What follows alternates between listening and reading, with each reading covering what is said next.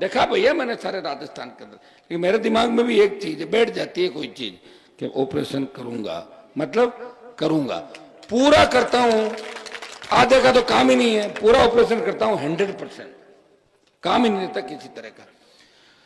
प्यार भी बहुत करता हूं लोगों से। आप देखिए सेकंड पीढ़ी के नेता तैयार करने की किसने सोची राजस्थान में?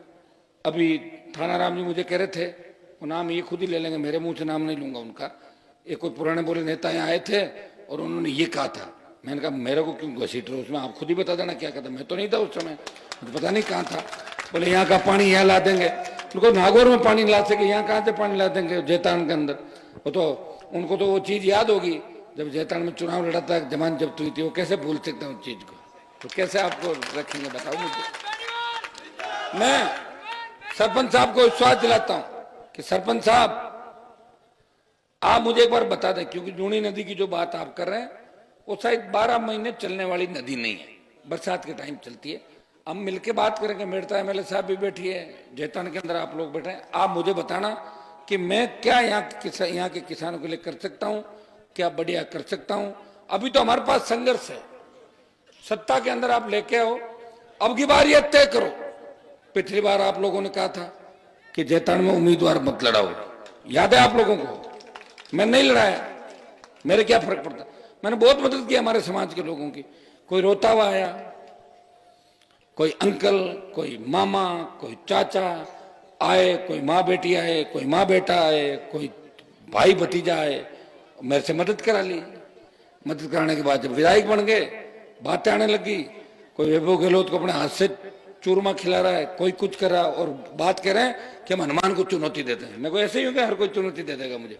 मैं तो मोदी को चुनौती दे रहा हूँ, मैं तो वसुंधरा को चुनौती दी, 7 समंदर पार फेंक दिया, और गहलोत को ऐसी चुनौती दी कि उसके बेटे को हरा के क्रिकेट के अंदर भिजवा दिया। हराया कि नहीं हराया जोधपुर के अंदर? मेरे को चुनौती देने से पहले लोगों को अपनी कॉन्स्टिट्यूंसी में दोबारा जीतने का प्रयास करना चाहिए।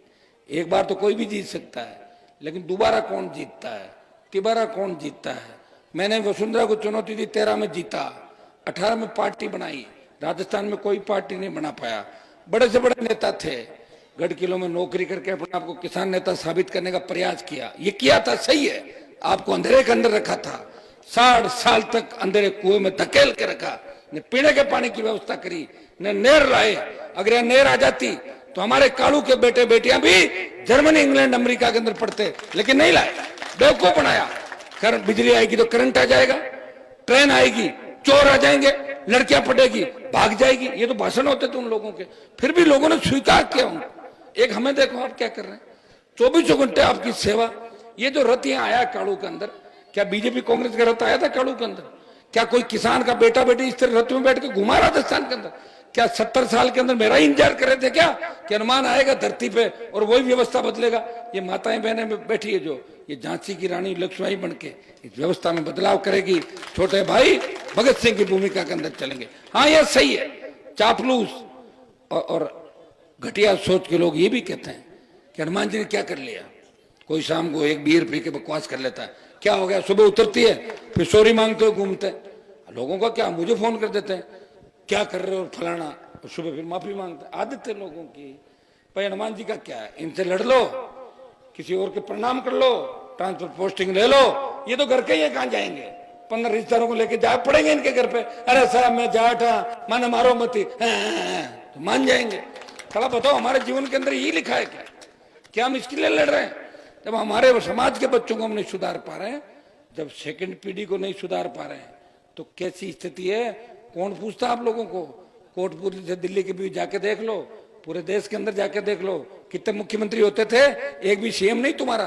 और जो मंत्री है इनकी कोई औकात नहीं राजस्थान के अंदर कि कलेक्टर एसपी लगा ले। इनसे तो मैं ठीक हूँ, कोई लेटर भेजता हूँ ना तो डरी हुई सरकार काम कर देती है कि हनुमान हरा देगा, लेकिन चुपचाप इसके काम कर दो, तो मैं ठीक हूँ इनसे। तो भाइयों मैं इतना ही संदेश आपको दूंगा, जैतान के अंदर हमें देवासी समाज को साथ रखना, हमें बावरी समाज का बहुत बड़ा वोट जैतान के अंदर है, शेड्यूल कास्ट के भाइयों को साथ रखना, माली गुजर तमाम समाज जैतान के अंदर है, अल्पसंख्यक रावत मुस्लिम समाज। मैं ये कह रहा हूं एक जाति से सत्ता प्राप्त नहीं होती, इसका नाम है सत्ता संकल्प, व्यवस्था परिवर्तन।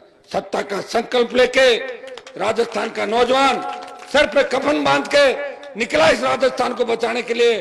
और हमारा नारा होगा कि भाजपा भगाओ, कांग्रेस भगाओ, राजस्थान बचाओ। इस नारे के साथ राजस्थान का नौजवान चलेगा। हमें नया राजस्थान चाहिए, हमें ऐसा राजस्थान चाहिए जब कर्जे के बोझ के तले कोई किसान आत्महत्या नहीं करे, कोई जवान बेरोजगार से तंग आके आत्महत्या नहीं करे, किसी बहन बेटी अबला की चीख पुकार नहीं हो, छोटे बच्चे कोचिंग संस्थानों से दुखी होकर सुसाइड नहीं करे। सशक्त लोकायुक्त तो मुख्यमंत्री से लेके आम आदमी के खिलाफ आपराधिक मुकदमा दर्ज करने की पावर, भ्रष्टाचार के खिलाफ सशक्त लोकायुक्त को, खेत के सिंचाई का पानी, स्थानीय लोगों को रोजगार मिले। या जैतान के अंदर एक फैक्ट्री है ना आपके, कौन सी है? 4 अमूल बताओ आप। यहाँ तो दिक्कत ये हो गई, जब भी कोई फैक्ट्री आती है तो हमारे नेता कूद जाते दलाली करने के लिए, टूट के पड़ते हैं। पहले गिद्ध होते थे, गिद्ध मर गए सारे, गिद्ध के रूप में जन्म ले लिया। कोई जोधपुर में 3 गिद्ध बैठे हैं, तेरा गिद्ध नागौर में, और गिद्धों के साथ हो जो उनकी पत्नियां और बच्चे होते हैं उनको क्या बोलते हैं? अरे भाई गिद्ध के बच्चे बच्चे होते हैं उनको क्या कहते हैं? मान लो गिद्ध तो हो गया आदमी, और वो गिद्ध की औरत को क्या कहोगे? वो भी तो है नागौर में 2-3, जोधपुर में छोटी गिद्ध, बुगले, राम राम राम राम जैसे गया खा गया। बुगला बेटा, बुगला भक्ति कहते हैं ना, बुगला राम राम राम, ऐसा लगता है भाई बुगला भक्ति करा, मेंढक जाता है बुगला खा जाता है। नागौर में, जोधपुर में, सब जगह जो भी कंपनी आएगी, ट्रांसपोर्ट का ठेका, दलाली, और उन हेलीकॉप्टर चार्टर लेके जब कंपनी के मालिक आते हैं तो उन गिद्धों के परिवार, उनकी आरती उतारने के लिए परिवार की लड़कियां सारी, साहब आ गए, साहब आ गए। अरे तुम तो साहब हो, तुम्हारे साहब ये है? हाँ साहब, यही रोजगार देते हैं हमारे को। आप किनके पीछे भाग रहे हो? आप जिनके पीछे भाग रहे हो वो अंदर कुएं में धकेल रहे हो। शोषण के अलावा कुछ नहीं किया इस पाली का, इस नागौर का, इस जोधपुर का और इस राजस्थान का। भाइयों मुझे धन्यवाद दो कि आम किसान के बेटे प्रधान प्रमुख बनने लगे। मेरे नागौर के अंदर इस बार प्रमुख बना। मैंने पहले एक दिन कह दिया था कि प्रमुख ऐसा बनाऊंगा जो सोचा ही नहीं किसी ने। मेरे पास 9 सीट थी, बीजेपी किसी व्यक्ति को टिकट दे रही थी। मेरे पास फोन आया कि साहब हम इसको टिकट देंगे। मैंने कहा हरा दूंगा, नो वोट कांग्रेस को दे दूंगा। बराबर सीट थी कांग्रेस बीजेपी की। तो बोले क्या करें? मैंने कहा ऐसे आदमी को टिकट दो जो सोच भी नहीं सकता। बोले यार फिर वोट नहीं, तो मैंने कहा नो है, मैं हरा दूंगा। ऐसे ही आदमी को प्रमुख बनाया जिसने कभी सोचा नहीं होगा कि वो जिला प्रमुख बनेगा। मुझे मजा आता है इन चीजों में, मुझे बहुत मजा आता है कि जो होने वाला हो नहीं और नहीं होने वाला काम हो, इसमें आनंद आता है मुझे। तो ये आनंद नागौर के अंदर देख लो, जिला प्रमुख जो बने आम किसान के बेटे हैं। कभी नहीं सोचा कि जिला प्रमुख की कुर्सी पर बैठेंगे। 15 लड़ रहे थे, 15 के बीच एक व्यक्ति को बनाया। मेरे पास ताकत थी 9 वोटों की। अगर मेरे कहने से नहीं करते तो मैं 9 वोट इधर डलवा कर हरा देता उनको। तो डर के मारे काम किया। डर से तो मोदी ने सीट छोड़ी थी नागौर की। डरा हुआ था मोदी कि हनुमान हराएगा राजस्थान के अंदर, 2 सीट दे दो। बाड़मेर मैंने मेरे दे दी। मैंने कहा चलो ले जाओ यार, 3rd नंबर था पार्टी के सामने, उसको बाड़मेर की सीट दे दी। नागौर लड़ा, चला गया। अब मुझे कह रहे हैं चुनौती दे रहे हैं। तो भाई मुझे चुनौती देने से पहले एक पार्टी बनाओ खुद की। पहले तो कांग्रेस बीजेपी में रहकर कैसे चुनौती दोगे? बराबर लड़ाई के अंदर तो खुद को पार्टी बनानी पड़ेगी, या फिर निर्दलीय आओ। मैं तैयार हूं, चुनौतियां स्वीकार करता हूं। चुनौती मैंने ही स्वीकार करी। और तुम बच्चे हो, तुम्हारी क्या चुनौतियां? तुम्हें तो मैंने आशीर्वाद दिया 2009 में, मेरे से प्रणाम करके पैर छू के फार्म भरने जो गई थी, वो मुझे क्या चुनौती देगी? जो 50 लोगों को, समाज के लोगों को लाके मेरे घर पे कह दे मुझे मदद करो, मैं मदद कर दूं, और 2 साल बाद कह दे कि मैं चुनौती देता हूं, वो चुनौती नहीं होती, वो तो मदद होती है। वो मदद मैंने की है, तो मैंने इनकी मदद की, वो मुझे चुनौती नहीं दे सकते। मैं तो लड़ ही रहा हूं 25 साल से, चुनौती ही स्वीकार कर रहा हूं। बताओ क्या आज मेरी क्या स्थिति है? मैं किसी उद्योगपति की जेब में नहीं बैठा जाके। कांग्रेस बीजेपी कितने पैसे वाली पार्टियां, उनके खिलाफ एक व्यक्ति लड़ रहा है। अमित शाह, मोदी निगाह रख रहा है कि हनुमान की पार्टी के अंदर कोई फंडिंग तो नहीं हो रही है। देखो हनुमान पे कोई ईडी का केस तो नहीं बन जाए, तैयार करो कागज। राजस्थान सरकार भी ध्यान रख रही है। 1 रुपए की चंदे की रसीद आज तक नहीं काटी। कितनी? 1 रुपए की भी नहीं काटी। कैसे चलाता हूं बताओ मुझे। ऐसे थोड़ी रहता और ये घूम रहे, ऐसे थोड़ी घूम रहे, तेल भी डलता होगा और ये कितने सारे लोग साथ घूम रहे। भाइयों, बिना वजह किसी को नहीं सताया और बिना वजह कोई हिस्सा नहीं लिया राजस्थान और देश के अंदर। इसलिए हनुमान बेनीवाल की जय जयकार सर्व समाज करता है।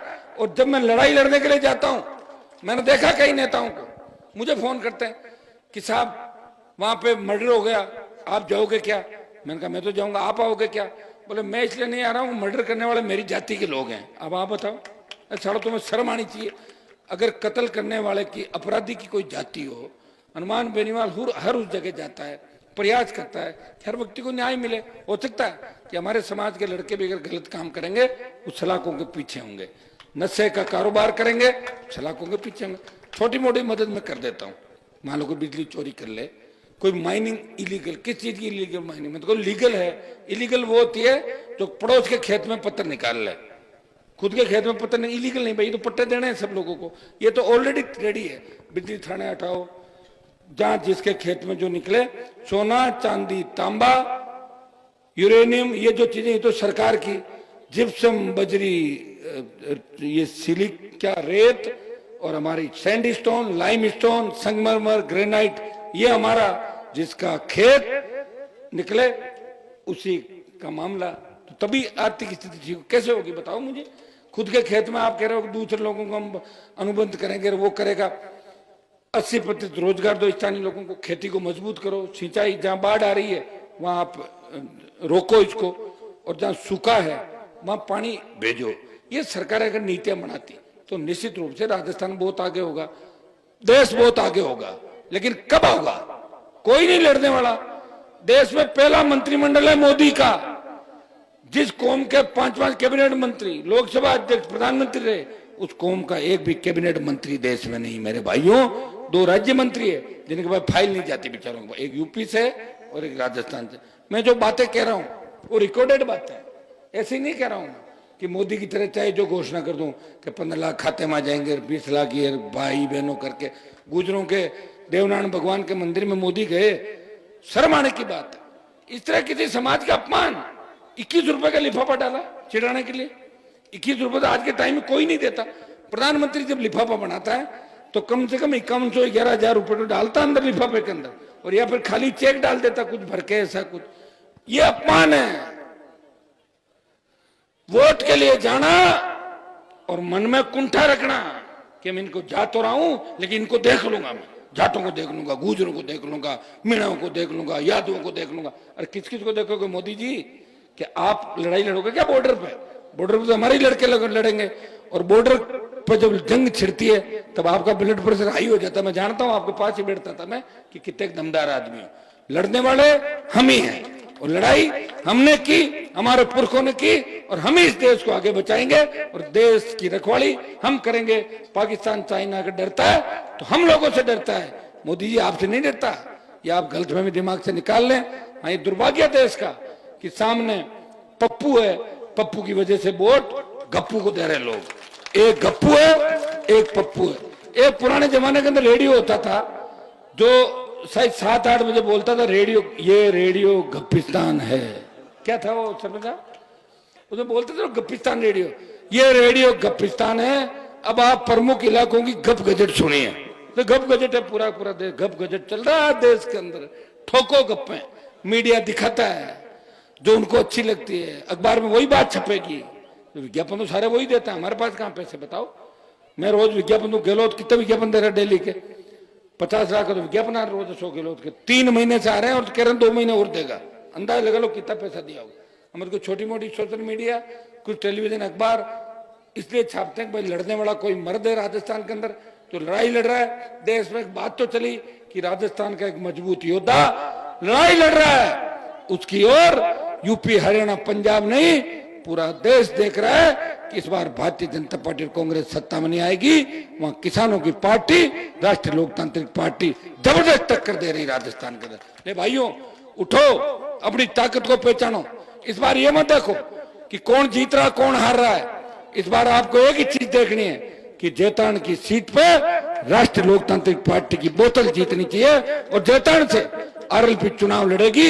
ये घोषणा मैं काड़ू के अंदर करके जा रहा हूं कि आरएलपी का मजबूत उम्मीदवार जेतन की सीट पे चुनाव लड़ेगा। ये मैं आपको एक संदेश देना चाहता हूं। आप सबने सुना, मजबूती से हमारी बात सुनी और मुझे ऊर्जा आप लोगों ने दी। मैं विश्वास दिलाता हूं कि हनुमान बेनीवाल हमेशा किसान कौम के लिए खड़ा है, जवान के लिए खड़ा है, जातियों को जोड़ने का काम करेगा, जातियों को लड़ाने का काम नहीं करेगा।